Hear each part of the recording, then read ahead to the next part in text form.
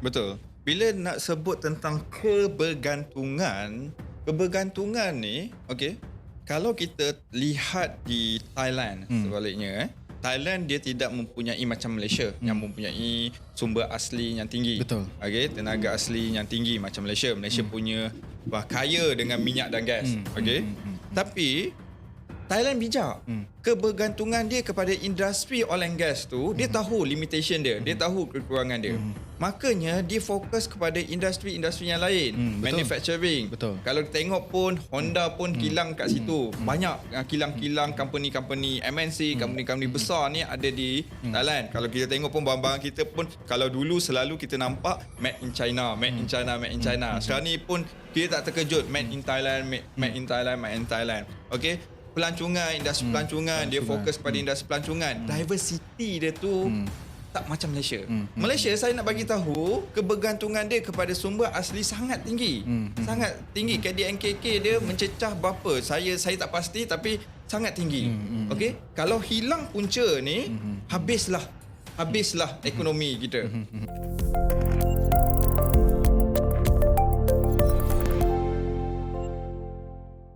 Assalamualaikum dan selamat pagi semua. Berjumpa lagi kita, saya Fazrul Azwin dalam sesi Oil and Gas Podcast, ataupun kita panggil Oil and Gas Meta Podcast. Meta Podcast bukan sekadar minyak dan gas.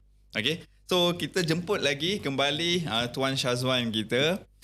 Kalau minggu lepas kita berdiskusi mengenai peluang pekerjaan yang ada di industri minyak dan gas.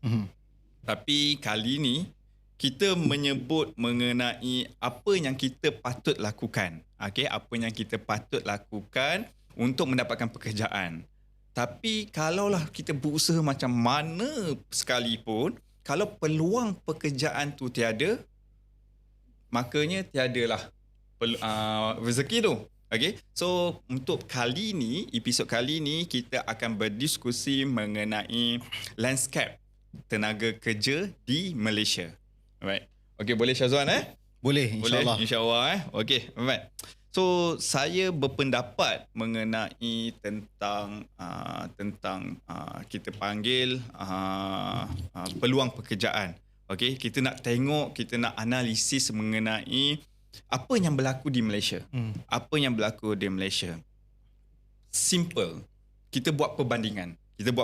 Sini, tak perlu pergi ke negara yang jauh. Kita fokus Singapura saja, negara jiran kita saja. Okey. So kalau nak tahu kadar minimum gaji untuk di Malaysia adalah RM1,500. Tapi di Malaysia pula, di Singapura pula, okey, kadar minimum gaji di Singapura adalah Singapore dollar 2,500. Kalau di Malaysia tu dalam 7,000 kan? Boleh cecah 7,000 lebih ya. Okey. Apa komen Syazwan mengenai landscape ini? Kan? Apa yang Syazwan nyatakan, sebab negara tu sebelah je. Okey, negara Singapura tu sebelah kita. Kalau nak ikutkan pendapatan kita, hasil sumber semula jadi yang ada di Malaysia ni, lebih-lebih lagi sumber petroleum. Okey, tenaga asli kita lagi banyak, lagi jauh, lagi tinggi daripada Singapura. Okey, tapi kenapa Malaysia tak mampu untuk nak bagi nilai kadar lebih tinggi ataupun sama dengan apa yang Singapura boleh bagi kepada mereka? Sebab kita tahu even housekeeping di Singapura pun boleh mencecah 2,500 USD. Bukan USD, Singapore dollar. Okey, apa komen Syazwan? Saya rasa topik ini dia berkait dengan putaran ekonomi juga sebenarnya. Dia bukan soal tenaga kerja semata-mata, tapi ia berkait rapat dengan situasi ekonomi negara tertentu. Kalau saya boleh cerita sedikit tentang negara Singapura ni, the late Prime Minister of Singapore, Mr. Late Lee Kuan Yew lah, the first Prime Minister kan, the founding father of Singapore.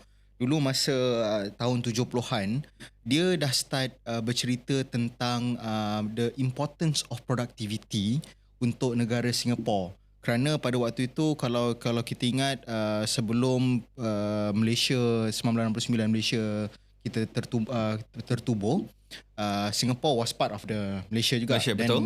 Singapore keluar daripada Malaysia, dia menjadi sebuah negara sendiri kan. So apa yang Mr. Lee Kuan Yew realise pada waktu itu adalah negara mereka sangatlah kecil. Dia lebih kecil daripada negeri Selangor itu sendiri. Lagi kecil, dan dengan disebabkan itu mereka memang mementingkan produktiviti, kerana tanpa produktiviti daripada setiap rakyat mereka, maka negara mereka tidak boleh mencapai apa yang mereka capai pada hari ini.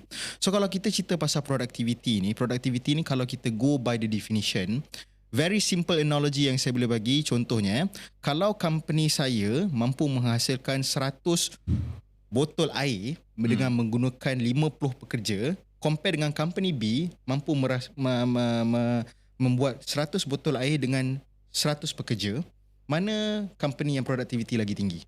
Company B lah. Company A lah. Company A. Betul, company A. 50 pekerja boleh menghasilkan 100 botol, dengan 100 pekerja boleh menghasilkan 100 botol.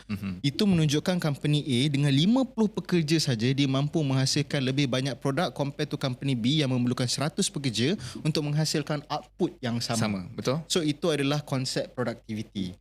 So apa pentingnya productivity ni sebenarnya? Productivity ni apabila kalau kita bercerita pasal soal bisnes kan, kalau saya nak beli botol air, nak beli botol air, contohnya abang owner company B, saya owner company A, dan ada satu lagi businessman dia nak beli botol air kita, dia akan pilih company A sebab kos dia akan jadi lebih rendah daripada company B, sebab company B dia perlu bayar kos 100 pekerja. 100 pekerja, compare betul. dengan company A yang dia perlu bayar 50 pekerja saja, tapi dia mampu bagi kuantiti yang sama, 100 botol kepada businessman tu. So daripada segi tu, businessman tu akan cakap, okay, I better pick company A because the productivity is higher and my cost will be lower. Betul. Kalau saya nak jadi investor pun, saya akan pilih company A lah. Betul. Tapi Syazwan nak bagi tahu kat sini adalah Syazwan tekankan mengenai productivity. Betul. Maksud dia di Singapura, productivity, jurang produktiviti Singapura dan di Malaysia ni sangat besar. Saya tak boleh bagi dari bentuk kuantitatif lah. Betul. Susah lah nak bagi dalam bentuk kuantitatif. Tapi secara generalnya, the productivity is the factor that drive why Singapore perform better than us. Okay.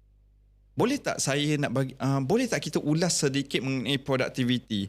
Apa punca sebenar yang mengganggu produktiviti tersebut? Okay. Adakah ketidakstabilan politik? Mungkin itu mempengaruhi. Boleh Syazwan komen tak? Saya rasa kalau cerita-cerita tentang produktiviti ni dia ada banyak faktor lah, tapi faktor utama yang mempengaruhi productivity rate ni adalah sebenarnya tentang kemahiran. Kita bercerita tentang kemahiran tenaga pekerja itu sendiri. Sebagai satu contoh yang mudah saya boleh bagi, di Malaysia kita memerlukan contohnya kalau di Singapura mungkin mereka ada expert dalam membuat botol air plastik tanpa menggunakan minyak. Itu contohnya. Tapi Malaysia kita tak ada expert membuat botol plastik menggunakan minyak. Contohnya. Betul. Dengan keadaan macam tu, Singapura mampu membuat botol air dengan paras yang lagi cepat dan lagi murah kerana mereka ada expert yang dibayar di negara mereka itu sendiri untuk menghasilkan botol air tanpa menggunakan minyak, contohnya. Tapi di Malaysia, untuk kita menghasilkan botol air ni tanpa menggunakan minyak, mungkin kita kena import tenaga kerja daripada luar. Dan kalau kita import tenaga kerja daripada luar, of course kita akan bayar mereka dengan lebih banyak, dan pengaliran duit negara kita itu membayar mereka. Duit tu mungkin 30% je saja mereka spend dalam negara kita. 70% mereka bawa kepada negara luar. So maknanya pokoknya di sini, because of our expertise is not enough, we have to import expertise daripada luar, dan itu menyebabkan kita rugi kerana pengaliran duit tu tidak berlaku dalam negara kita, dia berlaku di negara luar. Berbanding dengan Singapura, dia orang ada local Singaporean yang mampu menghasilkan itu dalam negara mereka sendiri, dan dia bayar tenaga pekerja Singapura itu sendiri, dan gaji yang didapat oleh expert itu sendiri akan berpusat kepada dalam ekonomi Singapura. Betul, tapi ramai juga rakyat Malaysia, bukan ramai juga tau, ramai yang rakyat Malaysia kita yang bekerja di Singapura. Okay, let's say saya bagi satu contoh. Ini kawan saya sendirilah. Saya buat comparison. Saya suka buat comparison mengenai gaji, sebab gaji ni adalah salah satu motivation, money. Duit tu penting, tapi dia bukan segalanya. Tapi dia penting. Bila kita sebut tentang penting, sebab tu saya suka menyentuh mengenai gaji walaupun dia agak sensitif. salah seorang kawan saya dia bekerja sebagai engineer di Malaysia dengan pengalaman 10 tahun pengalaman. Dia bekerja di Singapura. Okey. Dan satu lagi kawan saya, engineer yang sama tapi bekerja di Malaysia. Gaji dia di Malaysia, yang kawan saya B ni, Abu lah kita panggil Abu, gaji dia di Malaysia RM12,000 RM Malaysia. Tapi kawan saya yang seorang lagi ni, kita panggil dia Ali lah. Ali di Singapura, position yang sama, pengalaman yang sama, gaji dia di Singapura adalah mencecah RM30,000. Tinggi. Besar. Tadi Syazwan menyentuh mengenai yang mana betul tenaga kerja mahir itu tidak berlaku di Malaysia. Tapi di Singapura pun wujud. Yang mana Singapura kebergantungan kepada tenaga kerja luar sangat tinggi juga. Sebab rakyat dia yang ada tidak cukup untuk menampung dengan kepesatan industri yang ada di Singapura. Betul kan? Betul, setuju. Apa faktor selain daripada itu? Apa penyebab daripada keadaan tersebut berlaku? Dia sebenarnya kalau kita nak cerita pasal kebergantungan kepada tenaga kerja asing, kalau kita lihat di Malaysia dan Singapura, bezanya adalah Singapura memang memerlukan tenaga kerja asing tapi di setengah industri. Sebagai satu contoh adalah construction industri lah, tenaga buruh kasar. Memang mereka memerlukan tenaga kerja daripada luar negara lah yang mungkin boleh dibayar dengan gaji lebih rendah. Berbanding dengan Malaysia bukan sahaja memerlukan tenaga kerja asing yang daripada satu sektor industri construction saja, tapi di sektor-sektor tenaga kerja yang bergaji tinggi. Sebagai satu contohnya, kalau macam abang kerja oil and gas kan, abang pernah tengok expatriate datang kerja ke negara kita, bekerja dalam national company kita. Ada kan? Ada. That is a different because maybe Singapore, because dia ada kemahiran datang daripada rakyat mereka sendiri. Mereka tidak perlukan expert daripada luar untuk datang negara mereka untuk membuat satu benda tu. Tapi kerana kita kurang kemahiran dalam sektor-sektor yang penting dan kritikal sebegini, kita memerlukan kebergantungan kepada expert daripada luar, dan itu menyebabkan kita terpaksa mengambil mereka dan membayar gaji yang lebih tinggi.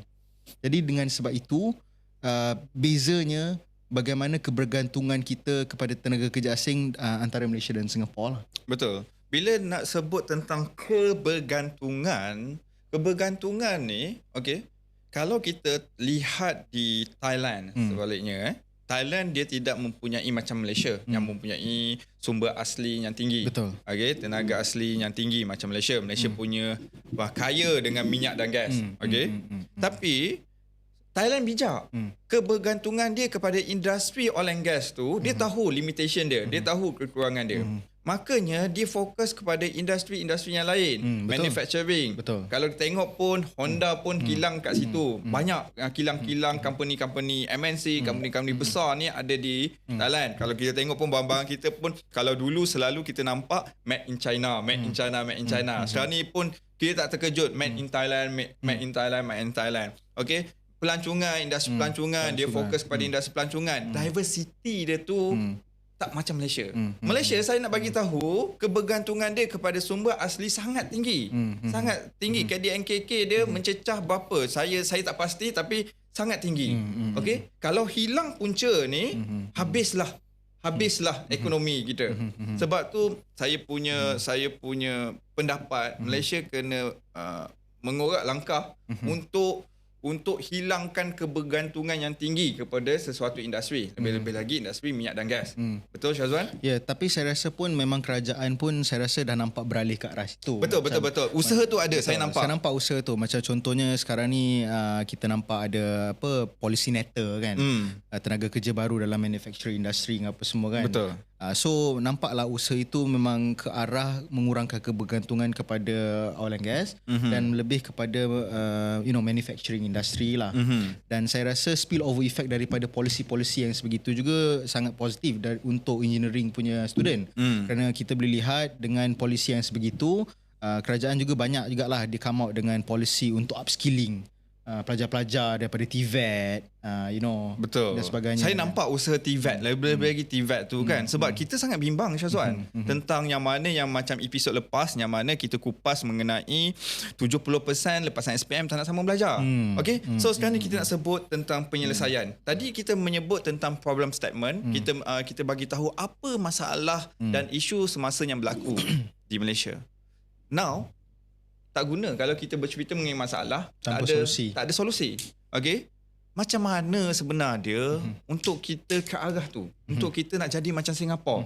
Kita nak sumber pendapatan yang tinggi. Okey, saya sangat-sangat kesian ataupun sangat-sangat sedih ataupun mengusik hati saya yang mana ramai komplain kat saya, bang, saya graduate engineer daripada course engineering. Gaji saya ditawarkan 1,800. Tahun 2024. Dah tahun 2024. 1,800 lagi. 1,800. Dengan kos harga hidup yang makin tinggi. Bagi saya itu adalah satu kesedihan. Satu kesedihan. 1,800 dengan gaji ni. Tapi yang lagi sedih adalah ada juga ramai industri advisor kata, kau ambil lah dulu, kejarlah pengalaman. Duit ni tak payah cerita. Korang ni Gen Z, duk kejar duit je. Kan? Kejar dulu pengalaman, tak apa, ambil dulu. Apa komen Syazwan? Kalau tanya saya, I think very simple lah, because I think the problem with Malaysia punya the tenaga kerja punya landscape ni adalah sometimes kalau kita cakap pasal engineering graduate, the market is actually oversupply.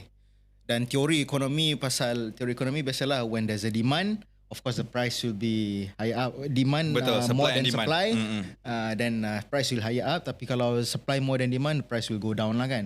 So konsep dia sama sebenarnya. Kalau kita tengok industri engineering kan, graduan engineering saban tahun makin lama makin banyak dan berkumpul, dia sampai menjadi oversupply lah kiranya. Dan saya rasa itu adalah salah satu faktor kenapa graduate engineer ni dibayar dengan lebih rendah lah.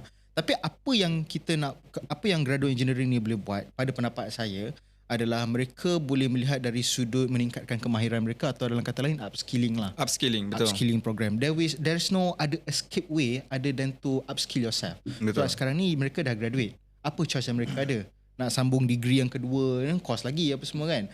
So upskilling is the only escape way for me untuk mereka mencari peluang dalam Malaysia untuk dibayar gaji dengan lebih tinggi, untuk mencuburi bidang-bidang yang lebih kritikal dalam Malaysia. Salah satunya contohnya IT industry, maybe banyak lagi industri lain yang berskala kritikal ini yang dibayar gaji lebih tinggi, tapi untuk mereka menempatkan diri mereka dalam industri-industri ini, mereka memerlukan upskilling. Maksudnya mereka meningkatkan kemahiran mereka dulu, how they position themselves, improve their soft skill dan sebagainya untuk penetrate diri mereka dalam market-market yang lebih kritikal. Betul.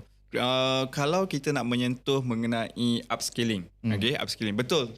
Saya sedih mengenai situasi yang saya sebutkan tadi, tapi sebenarnya kita jangan fokus mengenai masalah. Kita fokus mengenai macam mana kita nak menangani masalah. Yes. So kita kena fokus dengan benda yang kita boleh kawal. Jangan fikirkan dengan perkara yang kita tak boleh kawal. Okey. Apa yang kita boleh kawal di sini adalah macam Cik Syazwan bagi tahu tadi, upskilling. Kalau di oil and gas ada satu, kalau kamu lepasan diploma dalam bahagian teknikal, tak kisahlah engineering, science, okey, kamu boleh pergi ke INSTEP. Ini memang ramailah tanya saya INSTEP ni. INSTEP ni adalah salah satu institusi teknologi Petronas yang terdapat di Batu Rakit, Terengganu, yang menawarkan program upskilling. Dia menawarkan sijil. Kita dah ada diploma, tapi dia ada bagi lagi satu kos sebulan, 10 bulan kos, yang mana kita duduk situ 10 bulan, dan selepas 10 bulan tu dia akan bagi sijil. Kita panggil sijil tambahan lah untuk upskilling. Okay? Untuk upskill. Dan bila kita dah dapat sijil tersebut, peluang untuk kita mendapatkan pekerjaan di dalam industri minyak dan gas adalah sangat tinggi. Okey, lagi-lagi kalau kita nak bekerja dengan Petronas lah. Okey, sebab Petronas yang menawarkan salah satu akademi dia menawarkan peluang tersebut. Okey, itu adalah INSTEP. Tapi kalau untuk lepasan ijazah, bila kita sebut upskilling, ini saya nak promote sikitlah. Okey, di Oil and Gas Meta kita memang ada menawarkan sijil-sijil tambahan. Kita tak sentuh dalam, kita just fundamentals of offshore operations, fundamental of onshore operations, project management, HSE in oil and gas, and banyak lagi selepas ni. Okey, kita menawarkan fundamental. Sebab apa penting kita ada sijil-sijil tambahan ni? Okey, kalau kita ada, saya pinjam botol. Boleh. Okey, ini Ali, ini Abu. Okey, Ali adalah graduan lepasan mechanical engineering. Abu pun sama juga, graduan lepasan mechanical engineering. CGPA lebih kurang sama, tak ada masalah. Pengalaman tiada, dua-dua tiada pengalaman. Okey, apa yang boleh kita ketengahkan, ketengahkan untuk mendapatkan pekerjaan. Okey, untuk kita meluaskan peluang kita mendapatkan pekerjaan. Yang mana upskilling, salah satu upskilling yang ada adalah mendapatkan sijil. Mendapatkan sijil. Kalaulah dia tengok Abu ni tadi ada sijil, contoh basic fundamentals of onshore operations. Kalau saya jadi hiring manager, saya akan pilih Abu. Walaupun memang Abu tiada pengalaman, tapi saya tahu Abu betul-betul berminat untuk nak jump ke dunia oil and gas. Itu yang Oil and Gas Meta tawarkan di sini. Itu iklan. That is good. Tapi sebenarnya itu adalah hakikat. Ini adalah hakikat yang terbukti. Yang mana kita perlu upskilling. Selain daripada soft skill, kita perlukan sijil-sijil tambahan. Sebab zaman sekarang ni, lagi-lagi dah masuk 2024, sijil tambahan tu adalah satu keperluan sebenarnya. Okey, dan kamu punya ijazah ataupun diploma tu hanyalah berfungsi sebagai lesen. Okey. Promote sikitlah. Okey, so kita berbalik kepada soalan tadi. Selain daripada tu Syazwan, apa penambahbaikan yang perlu kita lakukan di Malaysia untuk nak menangani krisis? Kita sebut krisis.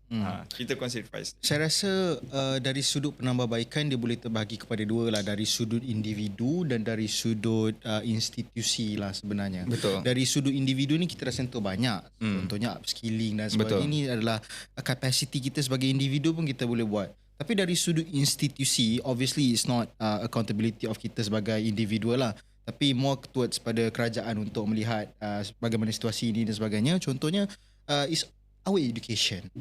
Our education is very important. I mean, kalau kita benchmark education level kita dengan negara-negara maju, tak payah jauh lah seperti Singapore kan. Singapore kalau kita benchmark dengan dia punya education system, Singapore is top 5 in the world. Simply top 5 in the world. Sama dengan Scandinavian country, European country dan sebagainya. Malaysia is not even top 10. So, dari situ kita boleh lihat bagaimana quality education di Malaysia ini perlu dinaik taraf dengan lebih agresif. Kerana kalau kita tidak menambah baik quality education kita di Malaysia, bagaimana untuk kita menambah baik kemahiran tenaga kerja di Malaysia? Kerana tenaga kerja ini dia lahir daripada institusi-institusi sekolah, universiti dan sebagainya kan, dan sebagai graduan. Tapi kalau mereka tidak disediakan dengan silibus-silibus yang relevan, yang high demand, yang very important to the industry, macam mana mereka kita nak melakukan mereka untuk jadi sebagai satu tenaga kerja yang mahir? Kalau mereka tidak mahir, maka produktiviti kita pun akan berkurang. Jadi pokoknya di sini adalah education system. Saya merasakan bahawa education system kita perlu dilihat daripada peringkat sekolah, peringkat universiti dan sebagainya, perlu menyediakan silibus-silibus yang lebih berkait rapat dengan keperluan industri semasa. Kerana mungkin silibus yang kita lalui sekarang ni adalah keperluan yang 10 ke 20 tahun ke belakang. Tapi industri semasa yang lebih berkisar dengan teknologi dan sebagainya, ini graduan-graduan ini perlu didedahkan dengan perkara-perkara sebegitu. Betul Syazwan, saya nak stop awak sekejap. Saya buat satu eksperimen ataupun satu interview ataupun survey lah, kita sebut senang cerita survey untuk graduate engineer kita. Okay? Kalau ada 10 graduate engineer kita, okay, bila saya tanya mereka mengenai tentang level of applications syllabus yang you apply daripada zaman universiti pergi ke zaman kerja. Okay, sejauh mana you menggunakan ilmu yang you dapat di universiti untuk you apply ilmu tersebut di tempat kerja. Okay, saya nak bagi tahu, kalau ada 10 graduate engineer, 5 daripadanya kata tiada langsung. 5. Okay, 3 daripadanya dikata adalah bang, mungkin dalam 20 ke 30% ada. Kalau 2 sebelum 2 ni mungkin ada tinggi sikit, 40 ke 50%. Ini you tahu, 10 graduate engineer, 5 daripadanya kata tak apply langsung di universiti. Ini yang Syazwan sebutkan, nyatakan tadi, silibus tu dia tak relevan dengan keperluan industri semasa. Sepatutnya pihak universiti kena bergabung tenaga bersama industri semasa untuk mentelaah, mengkaji semula keperluan silibus yang ada. Betul? Setuju. Selain daripada tu, Wan, apa kupasan anda mengenai education? Tadi kita sentuh mengenai di universiti. Di sekolah rendah menengah, adakah perkara itu perkara sama yang berlaku? Ataupun Syazwan kata, saya sudah cukup berpuas hati dengan kita punya sekolah rendah dan sekolah menengah. Sebab ingat, kita ada masalah di sini. Tadi lepasan SPM, betul? Lepasan SPM datangnya daripada sekolah menengah. Sekolah menengah tersebut, lepasan SPM tersebut, dia tidak berminat untuk sambung study, sambung belajar. Apa kesalahan kat situ? Apa kesalahan di situ yang membuatkan perkara itu terjadi, dan apa solusi yang Syazwan fikir? Saya rasa perkara itu bukanlah salah silibus sekolah semata-mata. Betul. Tapi mungkin kerana pendedahan mereka melihat dunia di luar sana, realitinya di social media kebanyakannya mengatakan kalau you ada degree pun sekarang you punya gaji pun takat itu je. Kalau saya lepas BSPM saya buat Grab driving apa semua, buat pengantar makanan, saya boleh dapat lebih tinggi daripada graduan engineer yang bekerja di syarikat-syarikat tertentu di Malaysia kan. Of course, saya kalau jadi budak sekolah, saya dengar perkara-perkara begitu, I will take a shortcut. Of course. Sebab saya fikir macam, buat apa saya nak susah-susah sambung belajar, menggunakan duit lagi, tapi sedangkan saya boleh mendapat duit dengan secara cepat dan lagi banyak daripada graduan-graduan muda ni kan, bekerja di syarikat permulaan. So saya rasa benda tu adalah satu angle lah yang mempengaruhi pelajar-pelajar lepasan sekolah untuk tidak menyambung belajar ke peringkat universiti dan sebagainya lah. Tapi apa yang kita boleh buat terhadap golongan ataupun this society is that kita, bukan kita lah, I mean, dia adalah collective work, individual, institusi, kerajaan dan sebagainya, untuk membuat satu program yang menyediakan satu jalan yang jelas kepada pelajar-pelajar sekolah ini untuk mereka yakin dan percaya tentang sistem education di Malaysia ini. Sekiranya mereka melalui proses education di Malaysia after sekolah menengah, pergi ke universiti dan sebagainya, mereka akan dijaminkan peluang pekerjaan yang lebih baik daripada apa yang mereka buat sebagai penghantar makanan di dalam sektor gig ekonomi ini. Betul. Kalau mereka tidak nampak jalan, bagaimana, how do we entice them to take the right route, right? Betul. Kita tak boleh salahkan mereka semata-mata because obviously they are still young. There's a lot of mistakes lah dalam umur muda ni kan. Tapi it's our accountability, not as an individual, as an institution, as a government, untuk menyediakan satu jalan yang jelas dan membuat mereka percaya bahawa sekiranya saya melalui proses pendidikan yang sepatutnya yang disediakan oleh kerajaan dan sebagainya, masa depan saya akan lebih terjamin. That is what the young or the younger generation wants actually. Betul Syazwan.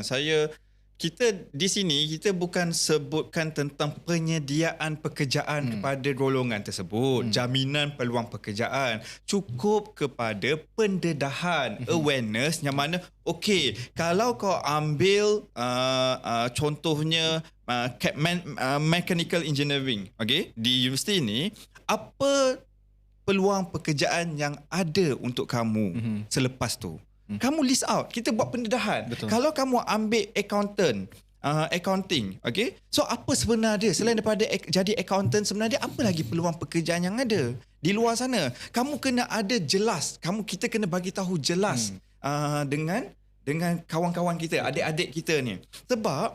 Sebab pendedahan yang diorang dapat adalah tanpa ijazah dan diploma sekalipun, kita boleh hidup mewah. Kita boleh dapatkan Kita boleh cari makan lah. cari makan. Jangan kata cari makan, kita boleh angkat kereta mewah. Sebelum umur 20 kita dapat kereta mewah. Di sini yang saya bagi tahu. Sebab atuk saya selalu berpesan, okey, hidup ini seperti pohon kayu yang lebat buahnya, tumbuh di tepi jalan. Okey, dilempar orang dengan batu sekalipun, kita tetap balas dengan buah. Ini yang atuk saya ajarlah. Arwah atuk saya ajarlah. Yang mana kehidupan ni dia kita jangan beralaskan ataupun berkiblatkan manusia. Maksud dia, kita kena ada kita punya filosofi, cita-cita kita. Kita kena tahu apa yang kita nak. Macam mana kita nak tahu apa yang kita nak? Kita kena ada pendedahan ni. Dan pedulikan apa semua orang yang cakap mengenai kita. Okey, kejar cita-cita tersebut sampai kita dapat. Okey, walaupun yes, orang luar sana bagi tahu kat kita yang mana gaji engineer ni rendah. Okey, tak berbaloi. Kerja study 5 tahun. Tapi gaji rendah. Baik jadi influencer. Pedulikan. Kalau kamu faham mengenai landscape peluang pekerjaan di Malaysia, landscape peningkatan kerjaya di Malaysia, kamu tak akan terganggu dengan kata bunyi-bunyi halus tersebut. Dan bunyi-bunyi halus. Dari sudut tu lah sebenarnya influencer kena memainkan peranan sebenarnya. Sebab generasi muda ni pendedahan mereka di peringkat awal ni of course through social media dan sebagainya kan. Benar. Jadi influencer ni yang ada pengaruh di social media, gunalah pengaruh tu ke arah kebaikan. Be a responsible influencer untuk mempengaruhi secara positif generasi muda. Tapi Syazwan, influencer di Malaysia kalau dia nak sebarkan kebaikan, sebarkan perkara positif, tak dilayan kan. Tak dilayan. Yang dilayan adalah yang tayangkan duit Kejayaan, RM1 kejayaan, kereta mewah, kehidupan yang best, itu dilayan. Yang setakat duduk cakap mengenai education, duduk cakap mengenai peluang pekerjaan, tak dilayan. Cuma itulah macam saya cakapkan tadi, macam mana pun membuat kita kena teruskan je perjalanan ni. Kita buatkan je pendedahan demi pendedahan. Alright? Betul. Alright, Syazwan. Kita bercakap mengenai education, mengenai macam mana kita nak improve education. Tadi pun kita ada sebut tentang macam mana kita nak tahu tentang peluang pekerjaan yang ada. Now kita nak sebut tentang gig economy. Gig economy. Ini satu saya tak pernah memandang rendah mengenai apa sahaja jenis pekerjaan yang ada di Malaysia asalkan janji pekerjaan itu halal. Saya tak ada masalah gig economy. Tapi kalau gig economy menyebabkan tenaga kerja mahir kita kurang di Malaysia, itu saya marahlah. Maksud dia apa yang terjadi? Kita sedang berlaku ni, cuma dia tak nampak lagi. Sekarang ni, Yang mana macam saya cakapkan tadi, lepasan SPM tak nak sambung study. Yang sambung study pun tak nak ambil STEM. Kan? Without proper education, they thought that they can get the proper living. Apa komen Syazwan mengenai situasi tersebut? Yeah, I mean it's the same question yang kita bincangkan sebentar tadi. Memang gig economy ni menyediakan satu jalan pintas lah untuk generasi-generasi after sekolah apa semua, untuk mereka dapat duit buang poket dan sebagainya kan. Dan dalam masa yang sama untuk mengisi masa lapang lah sementara menunggu tawaran universiti dan sebagainya lah. I think that's the purpose of gig economy. Let's establish the fact that gig economy is there untuk membantu semua society ataupun golongan yang tidak ada education lagi sementara menunggu peluang pekerjaan ataupun peluang sambung belajar. You can do a gig economy, jadi penghantar makanan dan sebagainya. That is the purpose of gig economy, where you can enter the gig economy and you can escape from gig economy at any time you want. That is the purpose of gig economy. Tapi masalahnya sekarang, bila kita dalam gig economy itu berlanjutan tanpa melalui tanpa dan mengendahkan a proper education system. That is a pillars of the problem here. Dan kerana kalau kita tak ada kemahiran belajar dan sebagainya, bagaimana kita meningkatkan kemahiran marketability kita sebagai student dan sebagainya kan. Dan dari situ kita akan kekurangan talent, dan kekurangan talent end up-nya kita terpaksa mengimport talent daripada luar, dan problemnya akan berkisar sama tanpa ada perubahan secara langsung. Jadi saya rasa di sini gig economy itu tak salah, tapi perlu ada kesedaran terutamanya generasi muda tentang bagaimana bila untuk kita keluar daripada gig economy untuk memfokuskan terhadap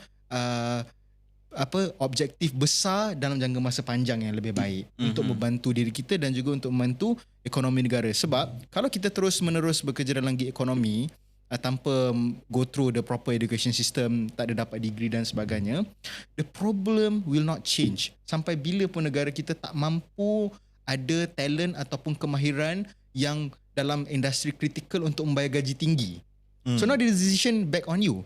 Sama ada you nak tolong mengubah situasi atau tidak sebenarnya. Faham. Again, saya pun tidak bercanggah. Saya support tentang gig economy, tapi bila gig economy ni dia menutup mata kita untuk jump ke dunia professional, itu saya ada masalah lah kat situ. Sebab saya nampak kat sini dia tak balance. Okay, right. Satu lagi soalan yang biasa yang saya dapat daripada kita punya viewers, yang mana bang, saya dapat offer daripada Protege program, okay, one of the company, dia anjurkan graduate program lah. So graduate program tu biasanya setahun, okay, dengan gaji sekian-sekian. Okey ke saya ambil graduate program ni? Ini soalan yang biasa yang saya dapat dan saya nak jawab kat sini lah. Saya tanya, saya jawab. Okay, so graduate program ni dia bagus sebenarnya, sebab saya puji tentang usaha-usaha daripada company-company, lebih-lebih lagi company oil and gas, untuk buat graduate program ni ataupun Protege program ni.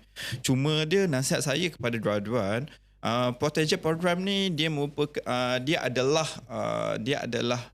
hanya program. Dia tak banyak company yang kata 10 graduate program graduate yang kita ambil untuk program ni, 10 kita akan absorb sebagai permanent staff. Tak. Kebanyakan daripada company tersebut adalah 10 yang kita ambil 10 yang kita ambil sebagai Protege, okey. Tak ada satu pun ada box untuk mereka. Kita tak sediakan box pun. Tak ada komitmen untuk menyediakan permanent position untuk diorang ni. Makanya tak salah kalau kamu ambil, tapi kalau ada dua offer, okay? Dua offer yang ada dalam satu masa, yang mana graduate program dengan permanent position ataupun contract position, ambil je yang permanent position ataupun contract position tersebut. Okay, ini bagus. Syazwan punya pandangan macam mana tentang program yang dianjurkan? Sebab banyak. Sebab zaman saya dulu, saya tak merasa benda-benda macam ni. Okay, tapi sebenarnya ada. Okay, walaupun ramai yang kita bagi tahu yang mana kita lambatkan graduan, peluang pekerjaan sedikit. Tapi saya nampak program ni sangat bagus. Kan, dia macam tumbuh bagai cendawan selepas hujan. Selepas hujan, betul lah? Peribahasa saya betul? Okey. Alright, apa komen Syazwan? Saya menyokong 100% kerana saya lihat benda ni adalah sebagai on the job training lah. On the job training, betul? On the job training, sebab kalau kita faham kesukaran graduan untuk menempatkan diri dalam setengah company besar. Sebab selalunya company besar yang offer this internship professional program ni kan, apa semuanya kan. So kesukaran untuk mereka menempatkan diri dalam organisasi-organisasi besar tersebut kerana kekurangan vacant position lah. Tapi kadang-kadang mereka extend untuk menggunakan khidmat graduan ini dari segi internship program, professional internship program ni. So saya menyokong untuk graduan untuk terus masuk dalam this professional internship program dalam fasa kerjaya awal, kerana satu, professional internship program akan menyediakan mereka dalam dunia pekerjaan yang lebih teratur dan lebih real lah.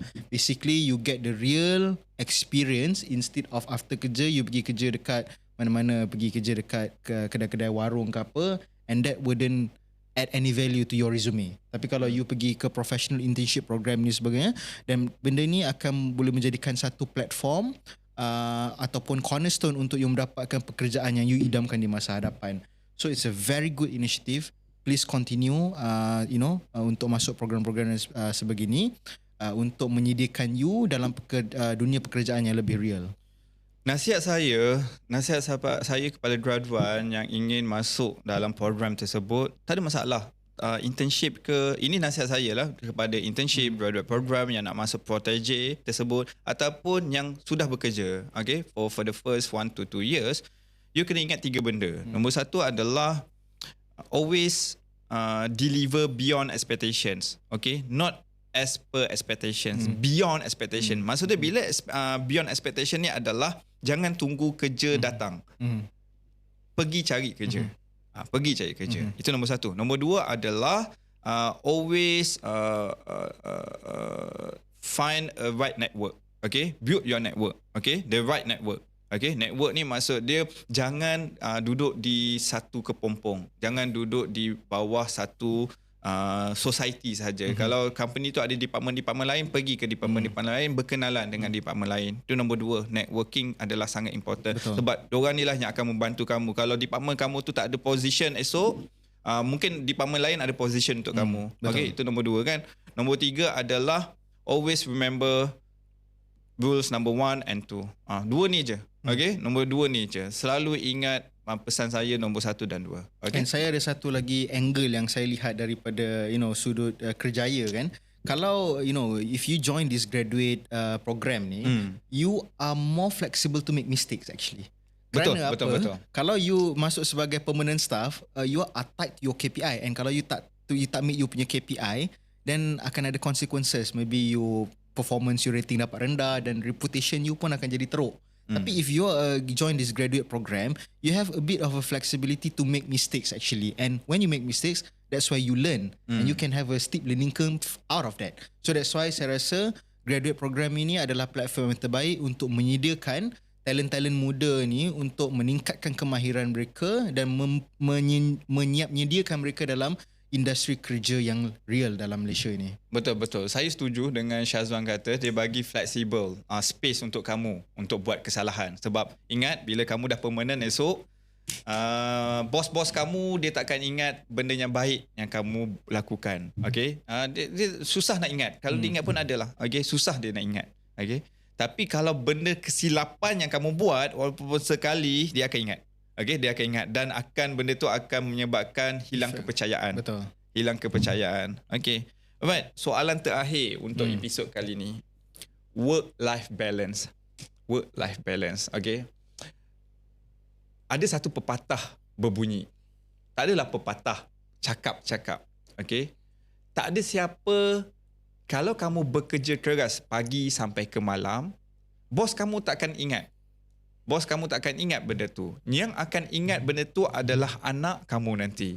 Anak dan keluarga kamu lah, isteri kamu, anak kamu nanti. Yang mana dia ingat? Dia memang akan ingat yang mana kamu tak ada. Macam saya anak saya selalu bagi tahu yang mana dia tak ingat pun masa dia kecil dengan saya. Dia tak ingat pun. Dia selalu cakap yang saya ni selalu busy. Dia selalu cakap yang saya ni selalu tak ada untuk dia. Dia baru je 7 tahun tapi dia ingat benda tu. 6-5 tahun tu dia tahu yang saya tak ada selalu dengan dia. So kalau kita tengok dia ikut generasi budaya work life balance ni. Kalau generasi saya waktu awal-awal saya bekerja dulu, memang ada persepsi yang mana kalau kamu balik sharp on time 5.30, kamu ni adalah orang yang malas. Ini benda yang betul, benda yang terjadi. Kamu betul ni hanyalah pekerja saja, pekerja biasa je. Tapi kalau kamu balik pukul 8, pukul 9, you are superstar. Wah, you are superstar. Ini benda berlaku dan saya pasti benda ni pun masih lagi berlaku di zaman sekarang ni. Cuma lepas COVID banyak yang work from home. So benda tu tak nampak. Benda tu tak nampak tapi ini berlaku. Dan saya cukup tak suka. Saya tak suka dengan persepsi tersebut. Apa komen Syazwan? Ya, saya pun setuju dengan benda tu. Saya rasa after COVID, it teaches us that the most important thing in our daily work life is the outcome that you delivered for your work. It's not about how long that you spend yourself in the office anymore. Because dulu masa sebelum COVID memang tak ada istilah work from home ni saya rasa. After COVID baru ada work from home ni. Thanks to COVID. Thanks to COVID sebab dia menunjukkan bahawa even you work from home kerja daripada rumah pun, you still boleh deliver the same outcome seperti mana yang you kerja di dalam office sebelum itulah. So I think generation sekarang ni, especially when you live in KL dan bila you ada anak sebenarnya, of course you can go through traffic jam apa semua. Dan kalau you ada flexibility a little bit tu, it would be much appreciated lah sebenarnya. And I think the most important thing now is how much values that you are giving and what is the outcome of your work. That is the most important thing. Saya harap bos-bos kat luar dengar lah apa yang Syazwan bagi tahu ni. Yeah. Okay, so dengan jawapan tersebut maka berakhirlah topik perbincangan kita, kupasan kita pada minggu ni. Alhamdulillah, thank you Syazwan untuk datang sekali lagi dalam Oil and Gas Podcast, bukan sekadar minyak dan gas. InsyaAllah kalau ada masa kita akan berjumpa pada episod yang episod hadapan. Yes. Sekali lagi untuk daripada pihak Oil and Gas Meta, saya ingin mengucapkan terima kasih kepada viewers kita, dan tolong follow Oil and Gas Meta di social media anda, di Instagram, di TikTok, di Facebook and juga di LinkedIn. Okey, sekian dulu. Assalamualaikum warahmatullahi wabarakatuh. Terima kasih. Assalamualaikum warahmatullahi wabarakatuh.